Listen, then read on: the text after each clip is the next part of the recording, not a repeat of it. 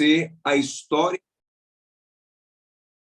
O testemunho costuma ser uma história contada a partir de um ponto de vista para fortalecer um fato específico, uma situação específica. Então, quando a gente fala assim, eu vou testemunhar, eu vou contar uma experiência, eu vou me focar numa experiência específica, né? Então, quando a gente fala testemunho no âmbito cristão, a gente costuma se referir ao foco que nós damos à obra que Deus fez através de Jesus na vida de um servo dele, de um filho dele. Na verdade, a gente vai ouvir a história de Ricardo, que, graças a Deus, também é um testemunho, na verdade, daquilo que Cristo fez. Ricardo, está aí? Estou sim, pastor. Boa noite. Boa noite, querido. A história de Ricardo, gente, é uma história, eu lembro, eu ouvi um resumo da história dele não uma vez, e é uma história que carrega tristezas, carrega coisas duras, então preparem o coração aí, porque vai tocar em vocês, vai mexer com vocês. Como a gente já está caminhando com o Ricardo aqui há algum tempo, pode doer no coração da gente ouvir certas coisas, e é uma história forte, mas é uma história de vitória, é uma história de graça, de misericórdia, de superação, de transformação em Cristo. E por isso que nós estamos trazendo hoje essa imersão com essa temática focada no testemunho de Ricardo. Eu sei que para ele também é uma bênção poder compartilhar, faz parte da missão dele. Então, estamos convidando para fazer isso, porque eu sei que ele já o faz, já faz parte da missão de vida dele, transformar outras vidas, ou ser instrumento de transformação através da sua história, do seu testemunho, o testemunho do que Cristo fez na vida dele. Amém. Vamos lá. Ricardo, querido, então, se apresenta melhor para a turma. Como é que vai funcionar, gente? Poxa, o meu negócio fica caindo aqui, eu tenho que resolver urgentemente essa questão do meu suporte aqui. Já dei né? a dica, uma caneca com lápis e canetas e enfia o celular ali que fica. Eu tenho alguns suportes aqui, todos estão dando problema, é impressionante isso. Então, olha... Espera aí, gente. Alô? Alô? Estão me vendo? Ouvindo, vendo e ouvindo. Então é o seguinte, como é que vai funcionar? Vai funcionar da seguinte forma. Nós vamos ouvir Ricardo e o interpelar em alguns momentos para a gente comentar a história dele à luz do que já temos estudado juntos aqui, né? À luz da palavra, à luz dos conceitos que temos desenvolvido juntos aqui. Eu vou interpelar mais, mas todo mundo pode participar. Hoje a gente vai fazer uma CPI com o Ricardo aqui, tá bom? Vocês são os senadores, os deputados, e nós vamos ouvir o depoimento dele. Amém? E, Ricardo, querido, mais uma vez, boa noite. Se apresente mais para a turma, e aí vamos começar a ouvir a sua história desde a infância. Boa noite a todos, queridos irmãos que eu aprendi a amar aqui no Renovamente. Eu sou daqui de Petrópolis, Rio de Janeiro, região serrana do Rio, né? E hoje eu trabalho com tempo integral, sou missionário de tempo integral, já há uns 3 anos e meio, né, de tempo integral. Eu trabalho com Ministério Infantil, com jovens, adolescentes, e eu tenho trabalhado aqui no meu bairro, onde eu moro, no Bonfim, com adolescentes, né? Eu convidei eles para o encontro um dia, dezembro do ano passado, em plena pandemia, chamado de Encontro Teen, né? Teen e adolescentes. E aí começou com 9. E aí, no terceiro encontro, só tinha metade. E aí eu perguntei, cadê os outros? Eles falaram, foram lá para a quadra jogar bola. É como se o inimigo falasse assim, e agora? Perdeu. Aí eu falei assim, então vamos fazer o seguinte hoje? Hoje vamos todos jogar bola. Só vai jogar? Vou. Aí o time vai jogar bola. Aí foi chegando os adolescentes do bairro todo, e aí eu fui conviver com eles, fui me relacionar com eles, fui conquistar o direito de ser ouvido, né? E hoje tenho trabalhado mais ou menos com quase uns 50 adolescentes, tudo aqui do meu bairro, né? A terça-feira tem o futebol e vôlei para as meninas, e aí tem a noite do Game Team, levo todos eles para jogar videogame. Tem o Cine Team, faço um cinema e trabalho com eles. E toda sexta tem um encontro team, onde a gente fala da palavra de Deus. Bom, esse é um pequeno resumo que eu tenho tido a graça de fazer aqui no meu bairro. E antes de dar testemunho, eu preciso contar uma história, né, pastor? Eu não consigo passar aqui pelo PowerPoint, porque só o anfitrião consegue compartilhar. Por isso, eu imprimi tudo. Acho que está dando... Dá para ver, não dá? Conseguem ver? Ricardo, dá para ver, Ricardo. Você não prefere ir já contando e mostrando as imagens para não ir e voltar? Não, eu acho que eu preciso primeiro contar. Ui. É meu filho, Theo. Theo? Ele tem 5 anos. Isso, Theo. Legal. Esquece da minha mãe. Tá bom, depois eu falo da mamãe. Fecha a portinha, por favor. Obrigado, amor. Filho, a gente tem que ser assim com Deus, né? Não importa se meu pai é ocupado, ele é meu pai, eu falo a hora que eu quiser. Né? Isso. Eu acho que eu prefiro contar primeiro essa história, porque ela acaba tendo uma surpresa, né? Porque eu acho que... Vamos lá, então. Tá bom. Eu fiz essa história e pretendo fazer um livro. Eu peguei alguns desenhos, modifiquei, alguns eu desenhei, e talvez esse ano saia esse livro. A história desse personagem que eu criei, Rick. O Rick tinha uma família, um pai, uma mãe, um lar, mas tinha um problema na família dele. A mãe estava sempre internada, estava sempre no hospital, não podia cuidar do Rick. E aonde o Rick foi colocado? Em um orfanato, espécie de um abrigo, uma creche. E lá, quem fazia xixi na cama tomava banho de água gelada. A comida era ruim. E aí, o pai trabalhava longe, também não podia cuidar dele. E com quem será que ele sonhava quando ele dormia naquela creche, naquele orfanato? Com a mãe, dormir no colinho da mamãe. Até hoje, né? Tem alguns que ainda gostam de dormir no colinho da mamãe, né? Isso aí. Mas ele não podia. Eu queria saber, quem sabe, o nome desse bichinho aqui. Não sei se eu desenhei bem. Quem chuta aí que bicho é esse?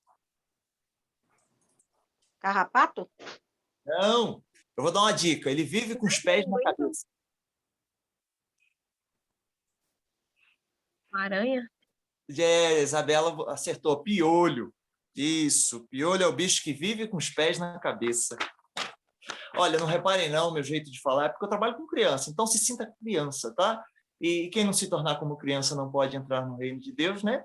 Então, ó, o Rick pegou muito piolho. De tanto piolho que o Rick tinha, ele deu feridas na cabeça. Né? Um dia uma criança falou assim, tio, por que ele tinha tanto piolho se ele tinha tão pouco cabelo? Eu desenhei só 3 fios de cabelo, um para cada piolho. Mas no livro vai ter mais cabelo e mais piolho. E por causa dos piolhos, por causa das feridas, ele usava um bonezinho para tapar aquelas feridas, né? Um dia, o Rick recebeu um recado da mãe dele. Sabe qual era? A mãe dele morreu. Ela faleceu. E aí, ele pensou assim, e agora? Quem vai cuidar de mim quando eu me machucar? Quem vai cuidar de mim quando eu cair? Quando eu ficar doente?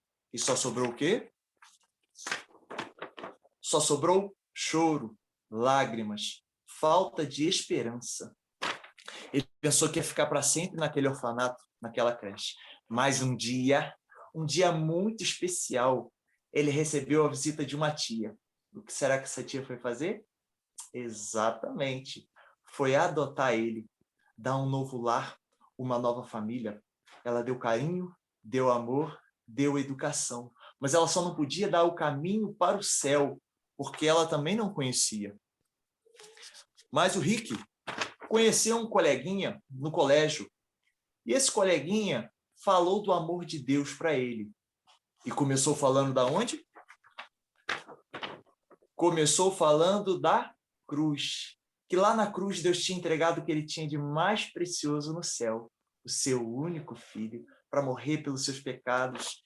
Deu a vida por ele.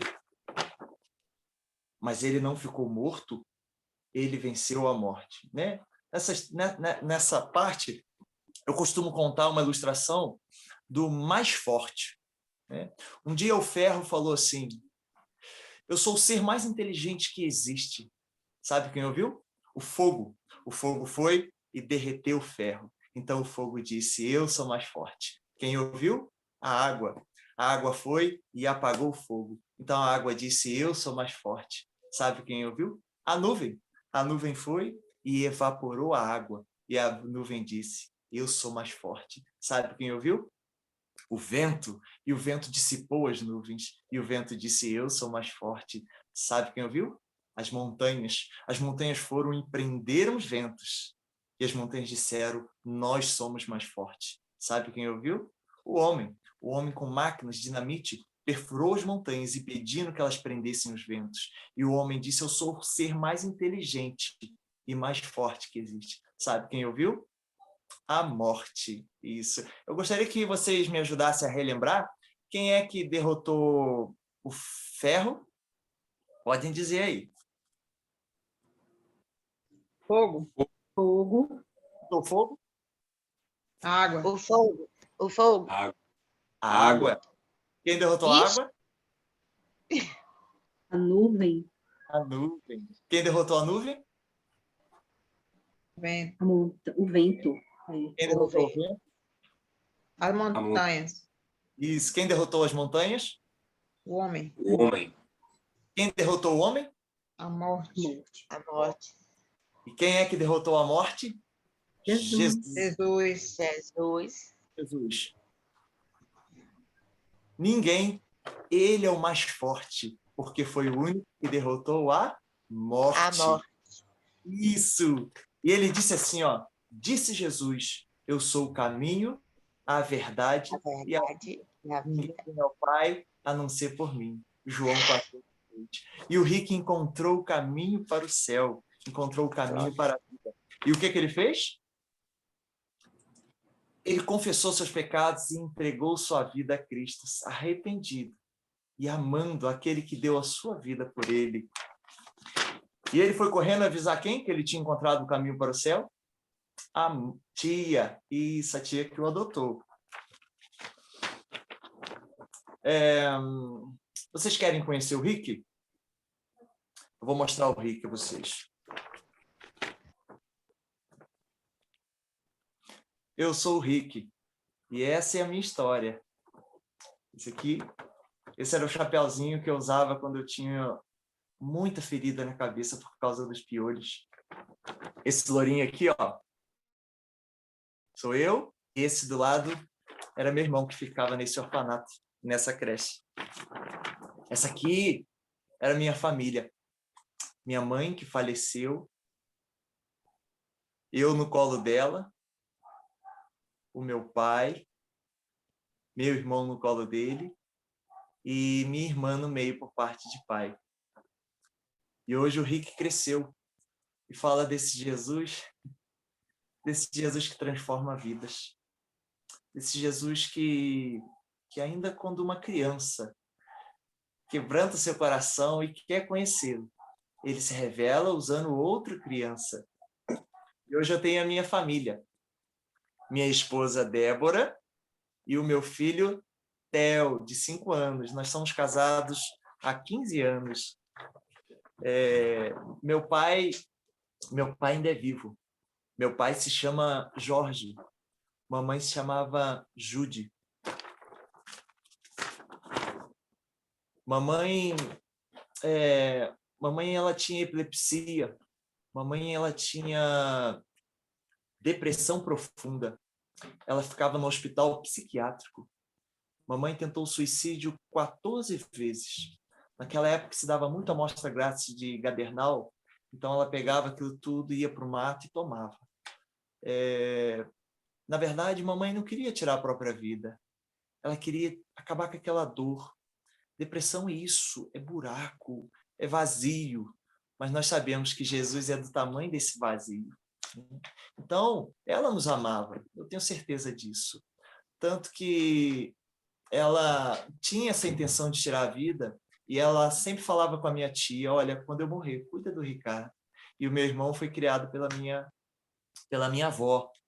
E na 15ª, mamãe conseguiu. Papai ficou um ano procurando ela. E ele pagou o corpo de bombeiro para vasculhar o lago do Quitandinha. Não encontraram. E um dia, um ano depois, na rua que nós morávamos, subiu o carro do corpo de bombeiros, polícia, e um rapaz que estava limpando o terreno foi limpando e chegou debaixo de uma gruta. Encontrou a ossada dela lá. Tinha a bolsa dela. Por isso que eu e meu irmão vivíamos no orfanato, nessa creche. E era terrível, porque lá, quem fazia xixi na cama tomava banho de água gelada, não importasse o frio. E eu tomei muito banho de água gelada. Hoje tenho até trauma de água gelada. E eu era o menor lá. Apanhava das outras crianças. A comida era ruim. Mas um dia Deus enviou a minha tia, irmã da minha mãe, para ir lá me pegar e me dar um novo lar, uma nova família. Deus tinha um propósito. Deus sempre tem propósito, sabe? E essa minha tia, ela me deu carinho, me deu amor, me deu educação. Eu passei a chamá-la de mãe. E realmente ela foi uma mãe. Mas ela não conhecia Jesus, ela não conhecia o caminho para o céu. Eu conheci um coleguinha chamado André. Hoje ele é professor de geografia. Reúne na mesma igreja que eu reúno. E eu tinha 11 anos, eu tinha 12, ele tinha 11. E um dia eu sabia que ele era um crente, e um dia eu perguntei a ele, André, eu posso ir lá na igreja com você? Ele falou, claro, mas primeiro você vai lá na minha casa. E todos os dias eu indo na casa dele, ele e a mãe dele me mostraram o amor de Deus, me mostraram o evangelho, me mostraram Jesus. E ele começou porque, na verdade, eu queria conhecer Deus. Deus não se revela a qualquer um. Deus só se revela àquele que quer conhecê-lo. Né? Provérbios vai dizer, Deus falando, eu amo os que me amam, os que me procuram me acham. Batei e abri-se-vos-á. Busque e acharás. Né? E ele me mostrou que lá na cruz, Jesus tinha derramado o seu sangue por mim. Né? E a Bíblia diz que o sangue de Jesus Cristo nos purifica de todo pecado.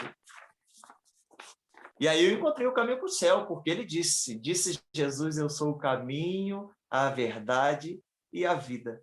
E ninguém vem ao Pai senão por mim. João 14:6. E o que eu fiz? Aos 12 anos de idade, hoje eu estou com 39, sei que não parece mais, né? Mas há 27 anos atrás, Deus me revelou o seu amor. Então, eu com 12 anos de idade, eu confessei meus pecados, entreguei minha vida a Cristo, confessando Ele como o meu único e suficiente Salvador. Por isso que eu costumo dizer, já estou terminando, Deus nos forma, a escola nos informa, o mundo nos deforma, mas Jesus nos transforma. Ele pode transformar qualquer vida. Eu costumo dizer assim, a minha história é triste? Sim, mas quando ela se tornou uma história feliz? Quando eu convidei Jesus para fazer parte da minha história. Né? Será que todos aqui fazem parte da imersão? Será que realmente já convidaram Jesus para fazer parte da sua história? Como isso é importante? Eu não posso mudar o meu passado, mas eu pude mudar o meu presente e eu pude mudar o meu futuro, porque ele transforma a vida. Né? Esse é o meu pequeno testemunho.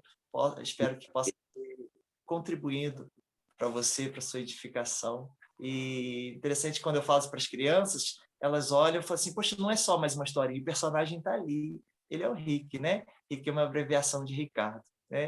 Eu agradeço pela oportunidade. Maravilha, Ricardo. Glória a Deus, que coisa linda. Então, pronto, vamos fazer o seguinte, ó. Já que você já contou esse testemunho tão lindo, eu anotei aqui vários pontos para a gente conversar agora, tá bom? Agora começou a entrevista, certo? Então vamos lá, a gente vai conversar aqui e pontuar várias coisas importantes nessa história tão preciosa de Ricardo, gente. A primeira coisa que eu quero que vocês notem é que o drama de Ricardo foi um drama na infância, basicamente. Ainda na infância, Deus transforma a sua história. E hoje, ele dedica a vida a crianças. Será que isso é uma coincidência?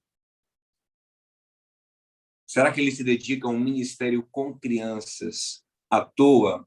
Ou será que isso está profundamente ligado à dor que ele viveu? O que vocês acham? Com certeza está relacionado porque ele passou mesmo, né? Porque a história dessa, principalmente criança, né? Que a gente sabe que a formação do que a gente é hoje tem muito da nossa infância, e a criança receber um amor como esse que é o de Cristo, através da vida de Ricardo, de tudo que ele passou, que ele sabe falar desse amor de Cristo. Isso aí é maravilhoso, e realmente, né? Tem uma frase que diz assim, que a gente só pode levar o outro até um lugar onde a gente já foi, né? Você não pode levar uma pessoa por um caminho que você não conhece. Então, ninguém melhor do que Ricardo para falar com crianças. O Rick, que passou por tudo aquilo, que encontrou amor em Cristo e viu que, independente de ser a mãe, a tia ou quem quer que fosse, ele tinha todo o amor em Cristo. Então, realmente, Deus, como eu digo, o versículo que eu mais amo na Bíblia, é até difícil escolher um, né? Mas Romanos 8:28, eu sempre digo, Deus age em todas as coisas para o nosso bem. Ele transforma essa história de dor, que você não entendia nada, né? Porque era uma criança, mas ele transformou isso para você alcançar outras vidas que, no dia de hoje, em pleno 2021, 22 e os próximos que virão, vão ser alcançados por causa daquilo que você passou. É realmente uma história linda, viu, Ricardo? Deus continue lhe abençoando e usando poderosamente aí, porque trabalhar com crianças eu sei que é uma coisa assim, é divino. Parabéns pela sua história, pela transformação que Deus fez em sua vida. Maravilha.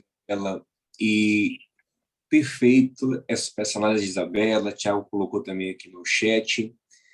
As nossas dores, gente, os nossos maiores desafios, geralmente sinalizam um chamado, um propósito, uma preparação de Deus para que nós, curados, sarados, restaurados, possamos ser respostas de Deus para outras pessoas, para que possamos curar outras pessoas. Nós temos um texto na Bíblia que fala exatamente isso, e eu já citei aqui no Renovamente, eu não sei quem lembra. Quem lembra onde está esse texto? Vou dar a dica, está na carta aos Coríntios. Está na segunda carta aos Coríntios, quem lembra? 2 Coríntios, capítulo 1, versículo 4. Vamos ler ele juntos? Olha o que Paulo disse. Vamos ler a partir do versículo 3, ele fala assim, ó, bendito seja o Deus e Pai de nosso Senhor Jesus Cristo, Pai das misericórdias e Deus de toda consolação. Deus de toda consolação. Deus, ele tem toda a consolação nele. Tudo que é necessário para nos confortar, para nos receber em seus braços, Deus tem para nos consolar. Aí o versículo 4 fala assim, ó, que nos consola em todas as nossas tribulações, para que também sejamos capazes de consolar os que passam por qualquer tribulação, por intermédio da consolação que em nós mesmos somos consolados por Deus. Olha que coisa perfeita. Deus nos consola em toda tribulação, para que através da consolação que nós recebemos dele, possamos consolar outros que estão passando pelas mesmas tribulações que nós passamos. Então, quem enfrentou um câncer, por exemplo, é a pessoa ideal para dar uma palavra de ânimo, de acolhimento, de direção, de fé para quem está enfrentando o câncer. Quem enfrentou uma crise conjugal e venceu é a pessoa ideal para poder animar outras pessoas que estão enfrentando crise conjugais. Quem enfrentou uma doença terrível e passou por isso é alguém que também tem uma graça espiritual. Não é que quem nunca enfrentou não pode falar? Pode também. Mas quem enfrentou tem uma graça especial. Tem até um conceito moderno que é lugar de fala, né? Que é um conceito até exacerbado nas discussões sociológicas hoje. Você não tem lugar de fala porque você nunca viveu essa dor, você não vive essa dor. Mas, trazendo isso na justa medida, é um conceito interessante. Então, Ricardo, como criança, que sofre todas essas dores, que a gente vai conversar sobre elas já já, é uma pessoa que tem um lugar de fala especial no coração da criança que sofre, no coração da criança que se sente desamparada dos pais, que tem dores peculiares, não é verdade? Então, eu quero que você comece a pensar que os desafios que Deus está te dando hoje podem ser uma preparação para um chamado amanhã. Lembrem também que nós gastamos aqui, nós investimos 2 encontros no chamado de Moisés. Não sei se vocês lembram. E nós falamos aqui que Deus investe em Moisés uma educação no Egito, um conhecimento profundo da cultura egípcia, viver na corte egípcia. Depois, Deus o leva para o deserto. São 40 anos de Egito, 40 anos de deserto, para ele ser a pessoa ideal para tirar o povo do Egito, para conversar com o faraó, para negociar com o faraó, e depois para conduzir o povo no deserto. Ninguém conhecia tanto da cultura egípcia quanto Moisés no povo hebreu. Ninguém conhecia tanto de deserto quanto Moisés dentro do povo hebreu. Então, ele era a pessoa ideal para essa missão. Então, os desafios que Deus nos propõe são preparações, né? Eu fico imaginando Davi, porque Davi fala no relato dele ali em 1 Samuel 17, que ele enfrentou algumas vezes ursos e leões. Se você for pesquisar, era uma coisa rara. O comum eram lobos, né? Eram outros animais. Agora, urso e leão atacar o rebanho não era uma coisa muito comum naquela região. E Davi enfrentou algumas vezes. Ele falou, logo no meu rebanho fica vindo urso e leão. Por quê? Deus estava preparando Davi como guerreiro. E foi por causa dos ursos e leões que ele enfrentou que o rei permitiu que ele enfrentasse o gigante Golias.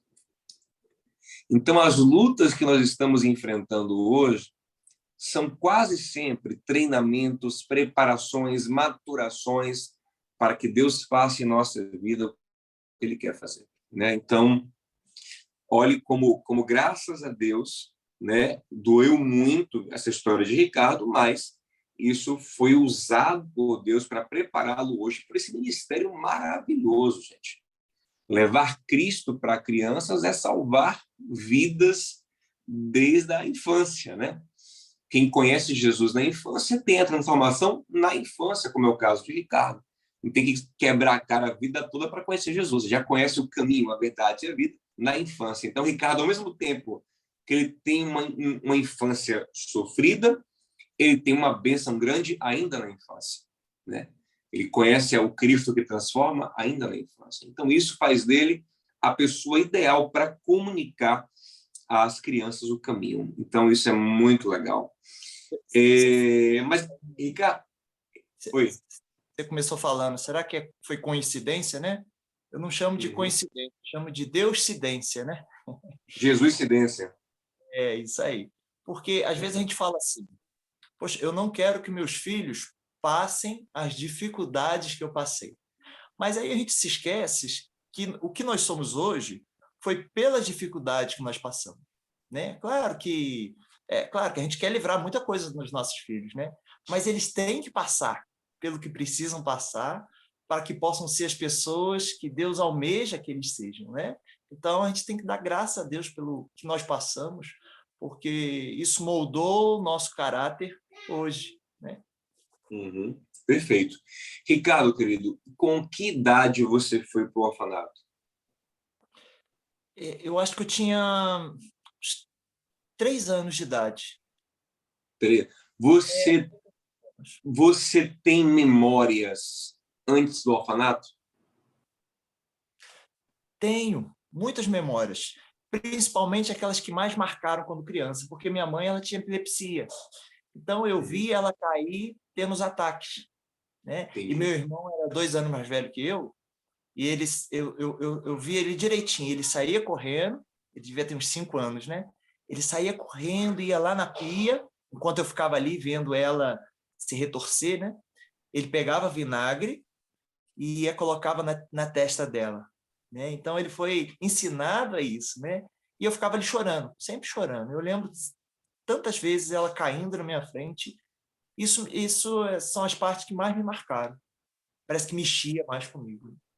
Então, a gente percebe aí esse poder do evento traumático, do evento forte, de marcar a memória, o inconsciente, até o consciente, né?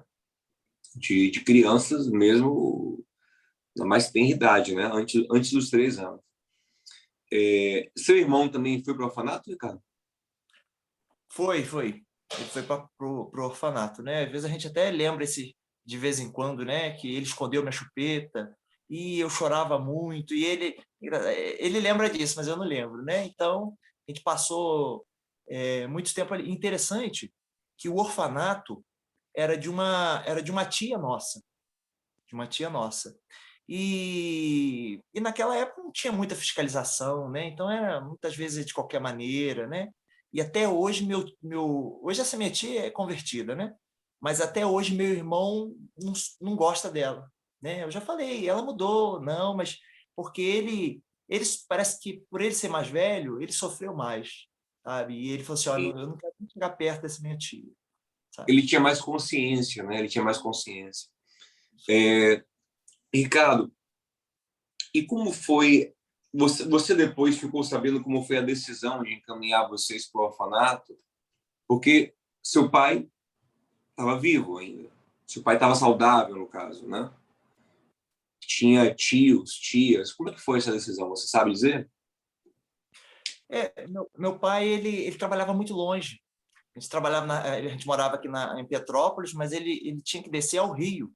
Ele morava lá no Rio de Janeiro, trabalhava lá, né? Então ele saía muito cedo e vinha muito tarde, né? Eu lembro que antes de ir para o orfanato, eu passei em algumas casas, né? Até uma tia, irmã dele, tinha me adotado. Ela tinha me adotado porque ela não podia ter filho. E aí, quando ela engravidou, ela me devolveu. Me devolveu, tipo assim, eu não preciso mais, agora eu sou mãe, eu não quero mais. Eu lembro dessa estadia na casa dela. E aí eu acho que ele não tinha outra opção e me colocou lá no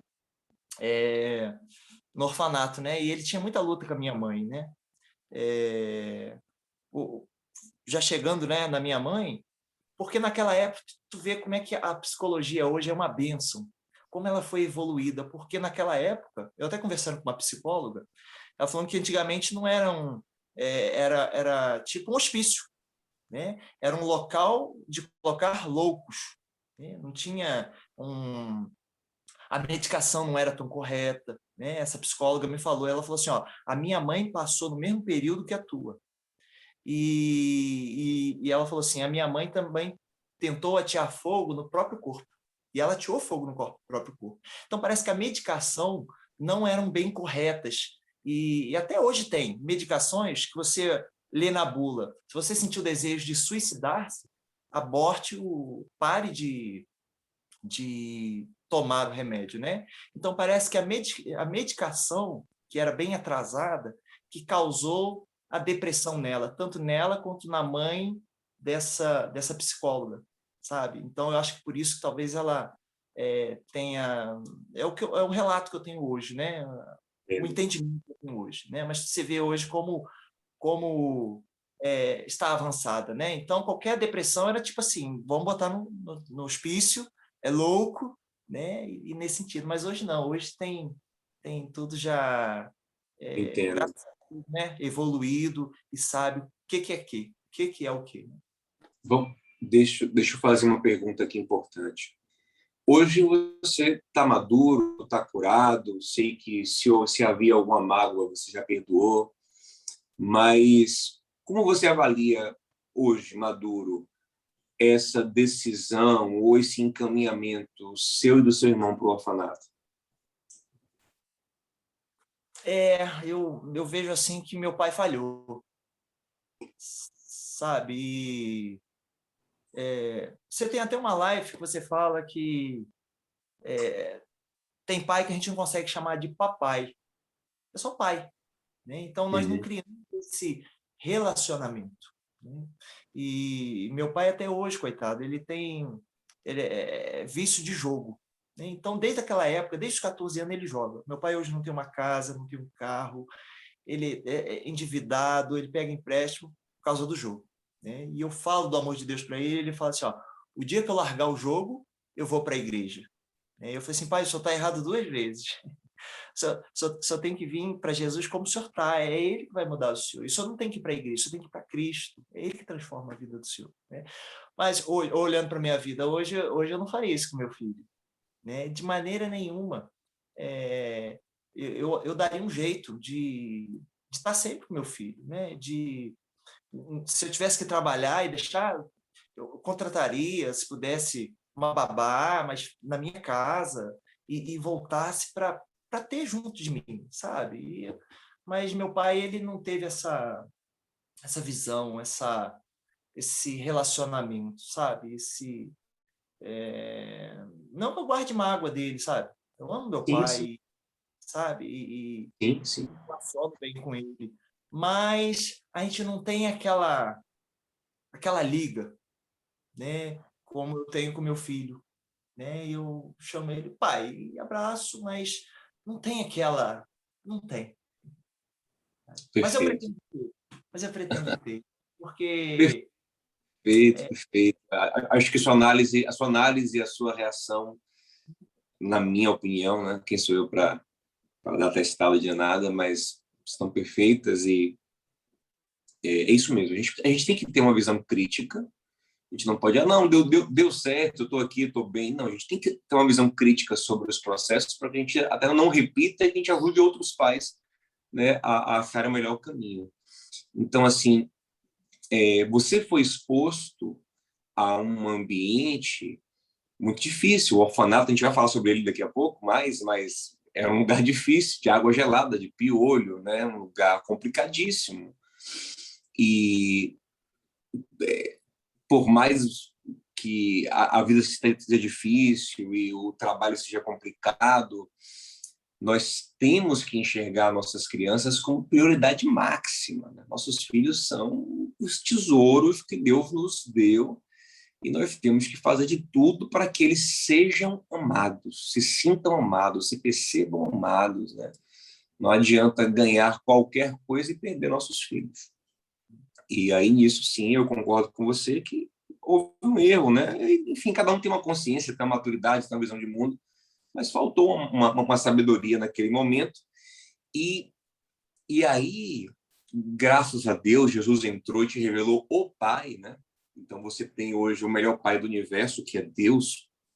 Eu sempre falo disso para as pessoas. Quando você encontra, de fato, a paternidade em Deus, você não fica mais carente. Você se sente muito amado, muito querido por Deus. Mas observe que você e seu pai não têm aquela conexão profunda. Uhum. E isso é muito difícil de desenvolver na fase adulta. Isso acontece na infância.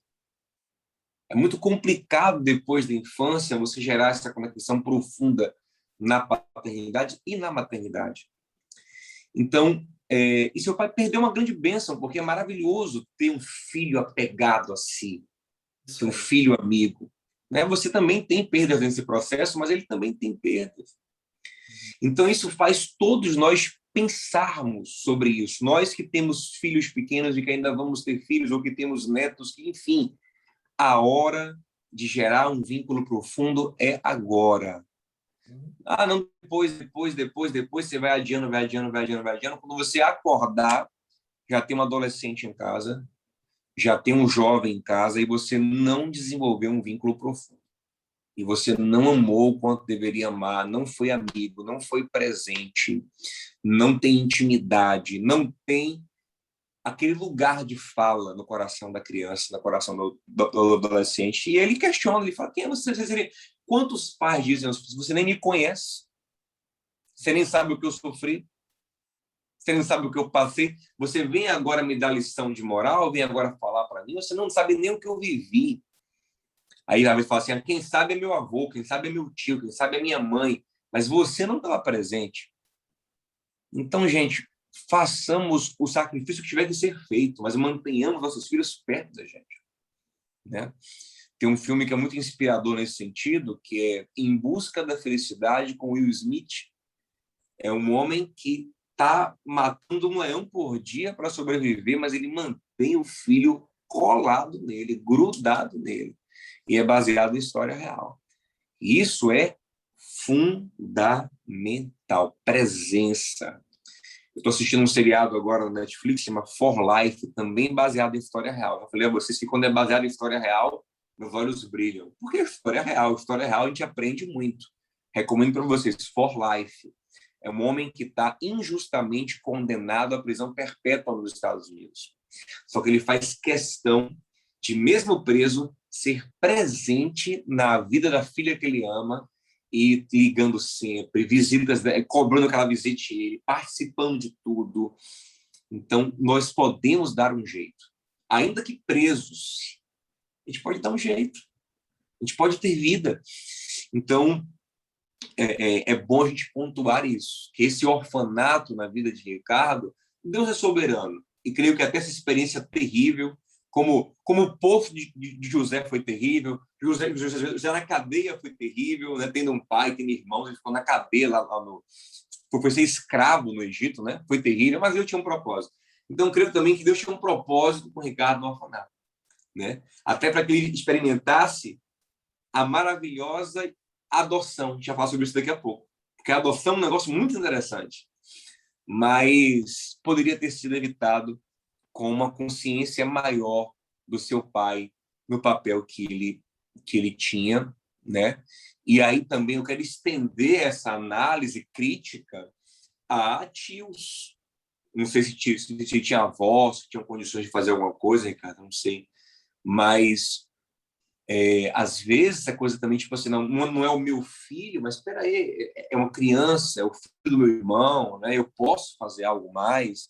Eu percebo que o meu irmão não está bem, que a minha irmã não está bem, que tá sendo criada uma criança carente ali. Aí a gente só fala, olha, o filho de fulano está ali, está carente, está mal orientado, está mal amado. E por que você não faz alguma coisa?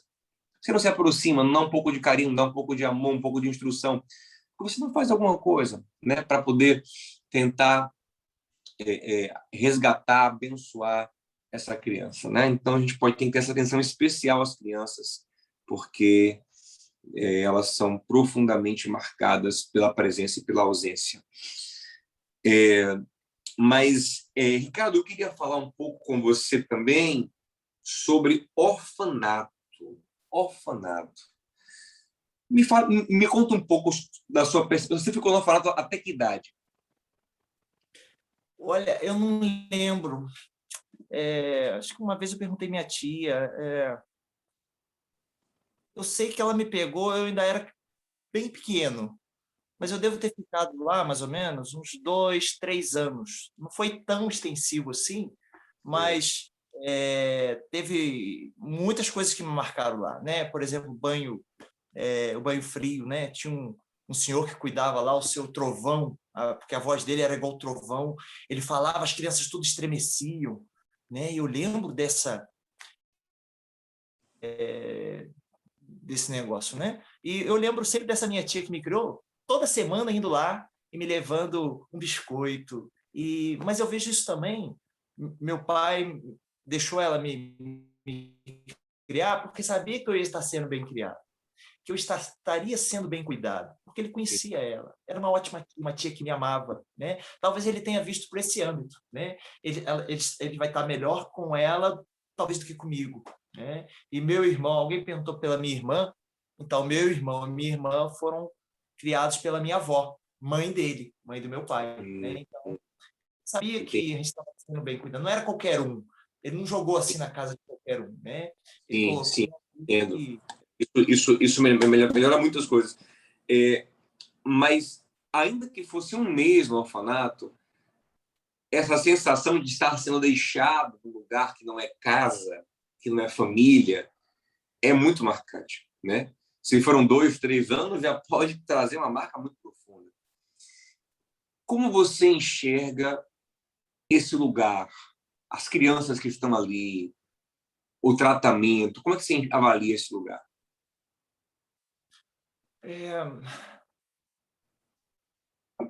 Sei, eu parei assim para pensar, sabe? E pela minha idade que eu tinha na época, o fato do meu irmão estar ali fez muita diferença.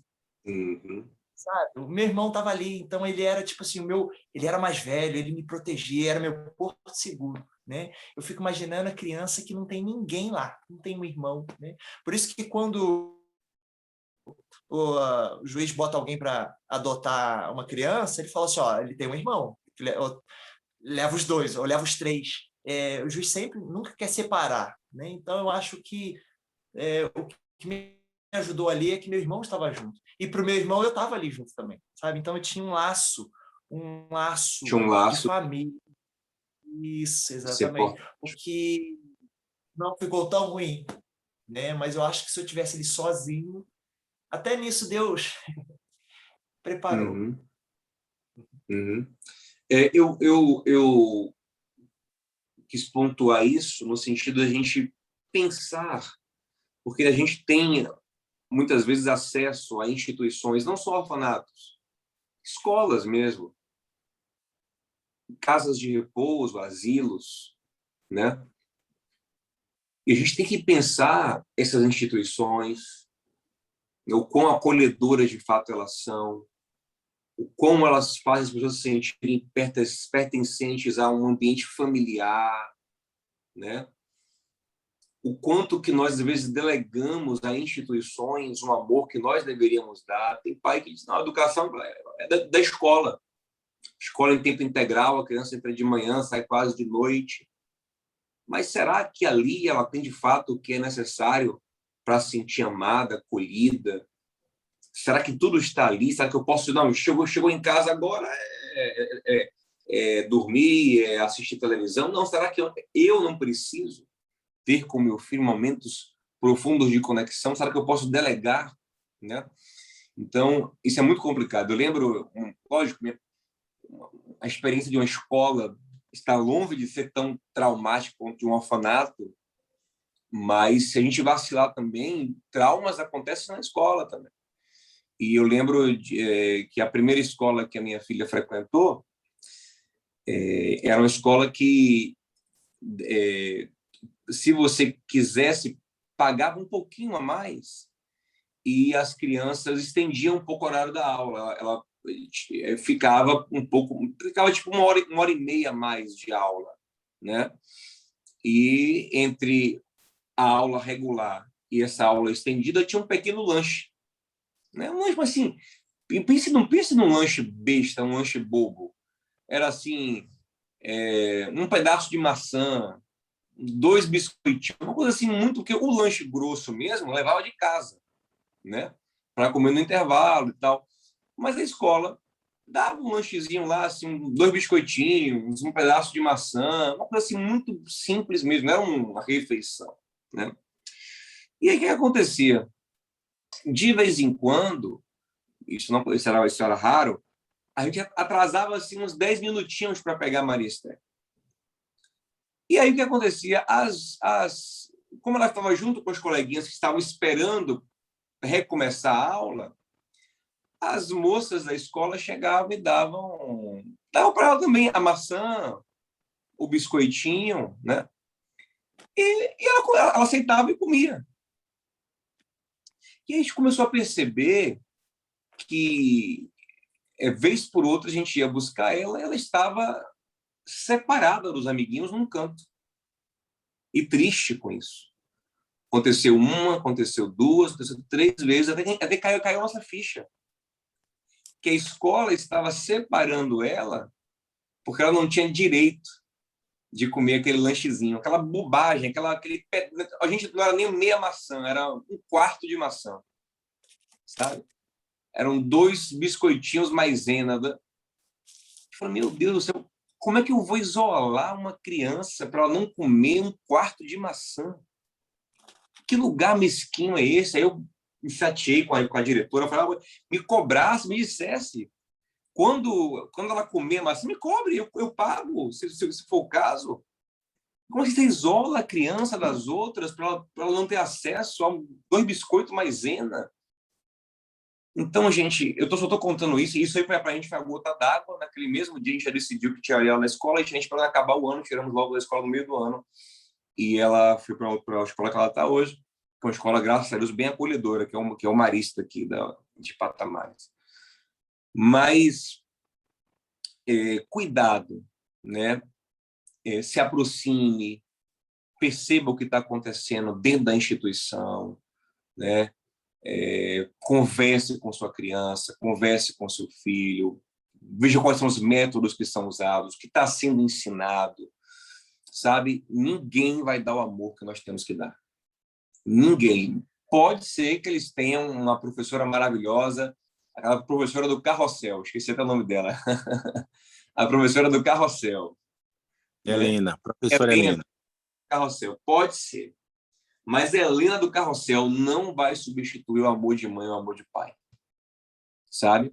Chegue junto, perceba o que está acontecendo. Eu já comprei brigas na escola, já, por questão da minha filha. Não assim de querer ser briguento, mas tipo assim, não, isso está errado, não, isso não pode ser assim.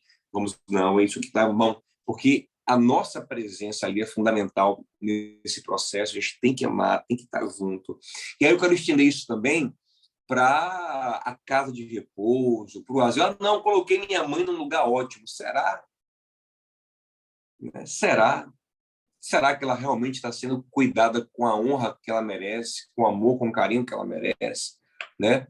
Então, vamos pensar tudo isso. O orfanato é um projeto bom, lógico, cuidar de órfãos, e muitos deles são voluntários.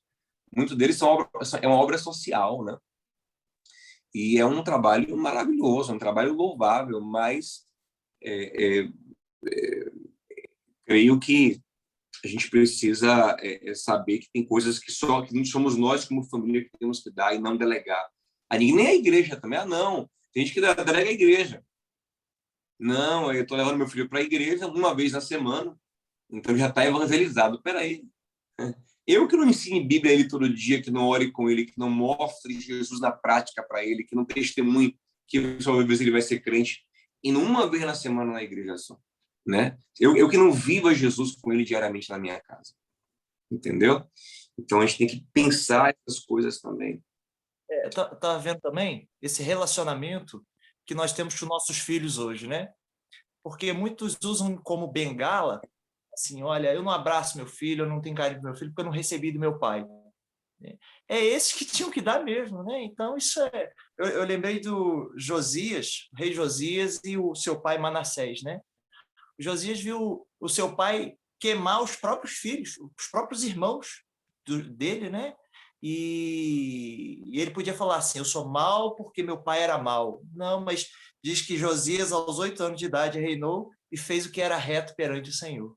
Né? Então, não é porque ele tinha um pai mau, um pai que queimou os próprios filhos, que ele devia ser assim. Né? Então, esse dia eu perguntei ao meu filho, Theo, se eu morrer hoje, de que você mais vai lembrar de mim?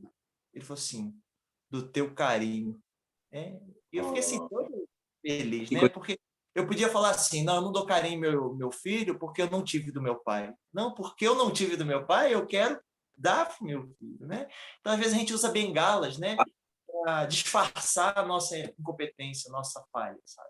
Não só como pais, como para muita coisa na vida. Não, porque eu não recebi isso, eu nunca aprendi isso, nunca ninguém me deu, nunca ninguém fez comigo, eu reproduzo aquilo. Não. Já que eu percebi que aquilo é ruim, agora, iluminado por Cristo, eu vou me esforçar para fazer o contrário, para entregar o contrário. Muito bom.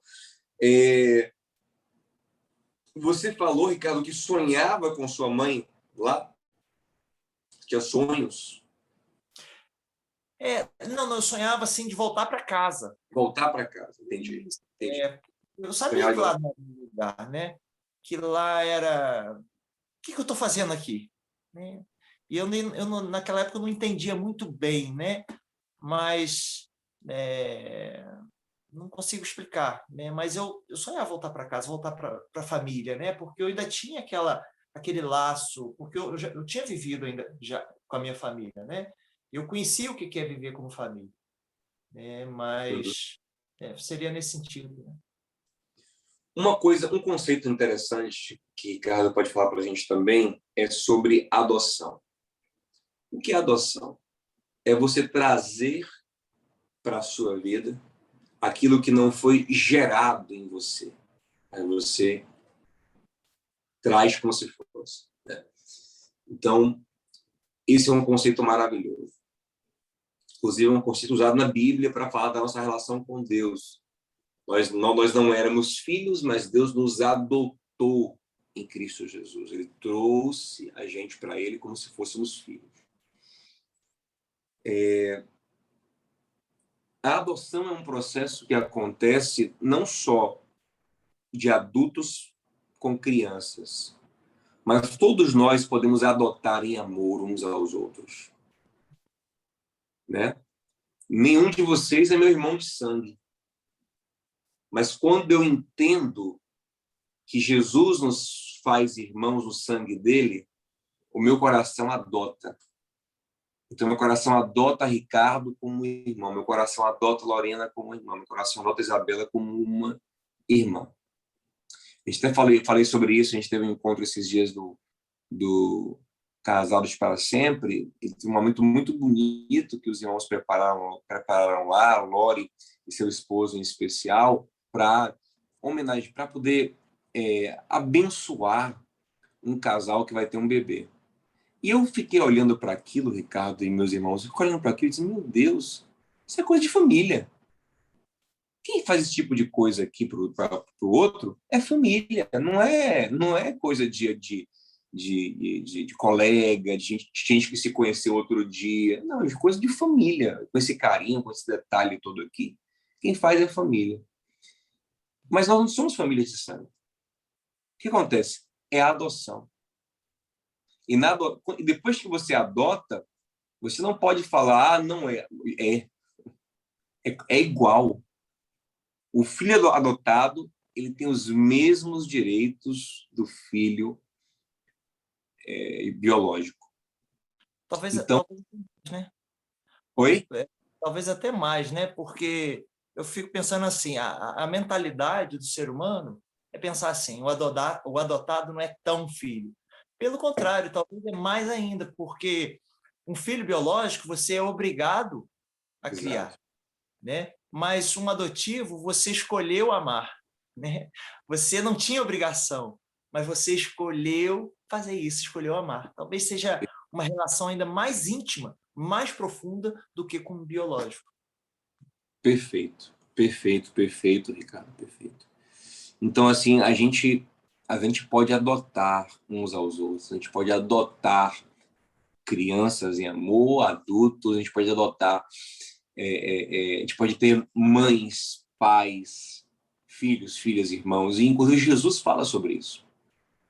Ele disse que quem deixasse, porque o evangelho ele pode gerar rompimentos. Naquele tempo de perseguição, gerou muitos rompimentos, porque os judeus não aceitavam que os cristãos declarassem Cristo como Messias. Aquilo gerava um rompimento familiar.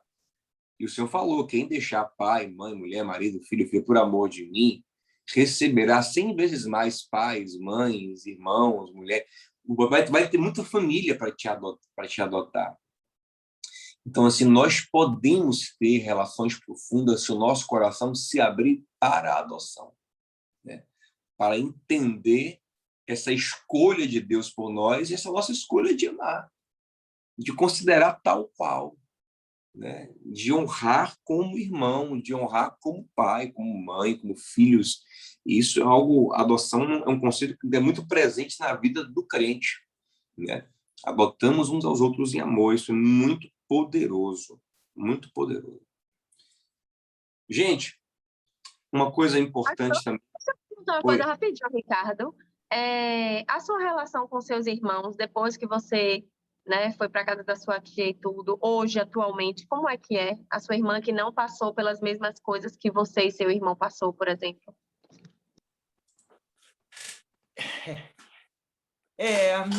Nós também não criamos tanto vínculo, sabe? Eu vou na casa dele, ele vem em casa, mas às vezes a gente passa assim meses, sabe? Porque ele foi adotado pela minha avó, eu pela minha tia, não fomos adotados juntos, e isso não criou muito vínculo, sabe? Não criou, principalmente com a minha irmã, porque a minha irmã nem no orfanato passou comigo, né? Agora, meu irmão já passou aquele período pequeno no orfanato comigo. E depois a gente se via, às vezes, no Natal, quando criança, a gente se reunia toda a família, né? Então, não criou muito um vínculo, né? Eu queria até estender mais esse vínculo, porque meu irmão não é um crente, né? Eu lembro que assim que eu me converti, a gente morava com uma madrasta, né? Depois eu fui até morar com meu pai, depois eu posso até falar isso. E aí sofri na mão de uma madrasta. Gente, eu esqueci até de falar isso. E aí depois voltamos a morar junto. E eu falei com ele assim que eu me converti, não tinha muita sabedoria, eu falei assim: meu irmão, você vai para o inferno. E ele começou a chorar na mesma hora. Eu não soube assim falar da salvação para ele, né? E minha madrasta me chamou e falou assim: para de falar essas coisas para o teu irmão, porque você sabe que ele tem mente fraca. E aí aquilo me criou um bloqueio de eu falar do amor de Deus para ele. Aí depois casamos, né? Tivemos nossas vidas. E aí eu fui morar sozinho e foi bem assim tenso. Mas aquele negócio. Não é para amanhã, é para hoje, né? Às vezes a gente fica assim, poxa, eu quero ter um relacionamento maior, quero ter... E às vezes eu falho nisso, né? De me aproximar mais, de buscar mais esse relacionamento, sabe? Nós somos assim. A gente vai... vou marcar, e não marca. Vou marcar hoje, vou marcar amanhã. A gente tem muito nisso, né? Aonde eu moro, até os irmãos, a igreja local aqui da cidade é assim, né? As pessoas vêm de fora de uma igreja assim muito ligada, elas sentem muita dificuldade, porque assim, fulano falou que vai lá na minha casa me ver. Não vai, porque só falou que vai, né? Não marca, né? Então eu tenho tentado ajudar muito os irmãos aqui da igreja local nisso, ser mais unidos, né? Marcar e se relacionar, um ir na casa do outro, convidar o outro para jantar, para estar junto. Eu tenho feito isso, né? E quero fazer isso também com meu irmão. Aqui na Bahia é mais fácil, viu? Eu sei que aí no Sudeste é mais difícil, pessoal, cada um é mais na sua, mas aqui na Bahia a gente é mais aberto a esse processo. Mas assim, isso é bom. É interessante, Ricardo, que no filme, no seriado que eu recomendei aqui hoje, gente, For Life, tem um negócio que é assim, acho que no episódio 3 ou 4, acontece tem um cara preso e ele mandou uma carta para o irmão. E o irmão passou 3 anos, o irmão não respondeu a carta. Quando eles finalmente se encontram, o irmão vai explicar por que nunca respondeu a carta. Ele fala o seguinte, ele fala: rapaz, eu ia responder, aí passou um dia, o dia virou uma semana virou um mês virou 2, 3, aí eu comecei a ficar com vergonha, achar que tinha passado tempo demais, e aí foi sempre mando, não mando, adiando, 3 anos. Então, de fato, se a gente não tomar a atitude de amar, de se aproximar logo, de fazer o que tem que fazer logo, a vida vai passando, a gente vai procrastinando o que é principal, que é esses vínculos profundos de amor, né? E a gente só dá valor depois que perde, né? Poxa, por que eu não amei mais minha esposa? Por que eu não cuidei mais? Agora perdi, né? E por que eu não me aproximei mais do meu irmão? partiu. Exato. Podia ter feito isso, né? Era igual o povo de Israel lá na Babilônia, né? O Salmo vai dizer, diz que eles sentávamos e chorávamos. Eles pediam para cantarmos louvores lá, né? As músicas que nós cantávamos, como cantar hino ao Senhor em terra estranha, né? Agora sim eles davam valor, mais tarde demais, né? Mais tarde. Exatamente. Gente, eu quero, para a gente já encaminhar para o final, tocar num ponto muito legal aqui da história de Ricardo, que é o seguinte: a transformação na vida dele começa a partir de uma criança que o evangeliza. É o André, Ricardo? Isso. O André. Hoje eu tenho um Então, relacionamento bom com ele. olha que bacana, né? Então, gente, olha o poder do evangelho. Na boca de uma criança que crê, ele é poder para salvar, para transformar, para resgatar, para curar. E André recebe esse evangelho em casa, porque você falou que a mãe dele também começou a te ensinar a palavra, começou a te falar de Jesus, não é verdade? Isso. Olha, Como o relacionamento é bom, porque às vezes a gente pratica muito o vinde, né? Vinde nas reuniões, vem ouvir, mas isso também é bom. Mas Jesus disse para a gente praticar o ide e conviver com as pessoas. O André me levou para ir conviver na casa dele, e tinha brincar junto, jogar bola junto, e criamos um vínculo, né? E aí, naquele vínculo de amizade, me mostrou o amor de Deus e eu criei, né? Mas se não tivesse criado esse vínculo de amizade, né? Então é assim, as maiores conversões... Não foi só falar, né? Não foi só um falar, Jesus te ama, não. Venha ver o amor, né? Exatamente. Venha conhecer o amor na minha atitude. Isso, e eles me tratavam tão bem. Gente, como eu gostava daquele misto quente que eles faziam toda tarde, sabe? E aquilo marcava, puxa, eu quero ter uma família assim, né? Que coisa linda. E a gente não pode menosprezar o poder do evangelho no coração da criança. Tem que evangelizar a criança, tem que ensinar a palavra para ela, tem que orar com ela, tem que estimulá-la também a ser luz onde ela está, porque ela pode estar ali resgatando outras crianças. O poder de uma família, né, unida em Cristo, né, onde há amor. Certamente Ricardo deve ter visto isso ali na casa de André, né? Uma família diferente, uma família abençoada. Então, uma família sarada, uma família bem estruturada é uma bênção para o mundo, né? É uma bênção para o mundo. E hoje Ricardo tem isso. Ricardo, como falou, tem um casamento bom, tem, né, filhos criados no Senhor. E isso tudo fortalece. Tudo que ele não viu em casa por diversas circunstâncias, ele pôde construir na graça de Deus. Isso mostra o poder do evangelho, como o Ricardo falou, né? Deus forma, a escola informa, né? O mundo deforma e Jesus transforma.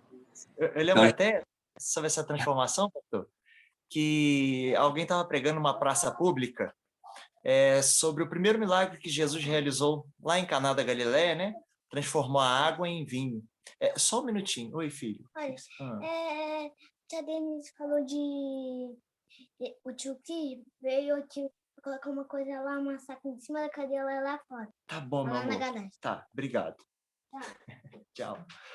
E aí, esse pregador estava pregando numa praça pública sobre Jesus transformou água em vinho. Eu lembro que alguém desafiou aquele pregador e falou assim: pregador, eu quero que tu me prova que Jesus transformou aquela água em vinho. E o pregador falou assim: olha, eu não posso te provar nada, está aqui na Bíblia, mas eu te provo uma coisa, que lá na minha casa a pinga virou pão, as brigas viraram paz, e um farrapo miserável como eu virou um pregador do evangelho. Então, a prova que eu queria estava ali. A pinga virou pão. Gastava dinheiro com a pinga, agora gastava com pão. As brigas viraram paz. E um farrapo miserável como eu virou um pregador do evangelho. Então, nós somos a prova que Jesus transforma, né? Que maravilha, que maravilha. E aí, gente, olha, essa cena agora é uma cena muito linda para a gente encerrar. Do filho de Ricardo chegando, falando com ele, papai.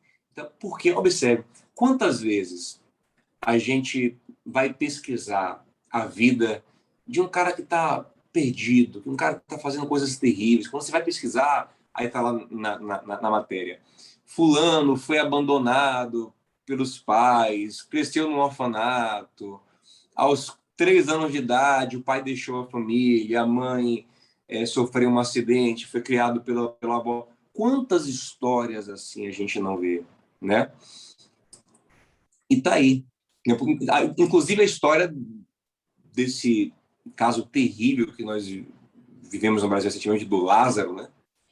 Aí a história de um garoto que o pai também abandonou e que não sei o quê. Então, quantas histórias terríveis.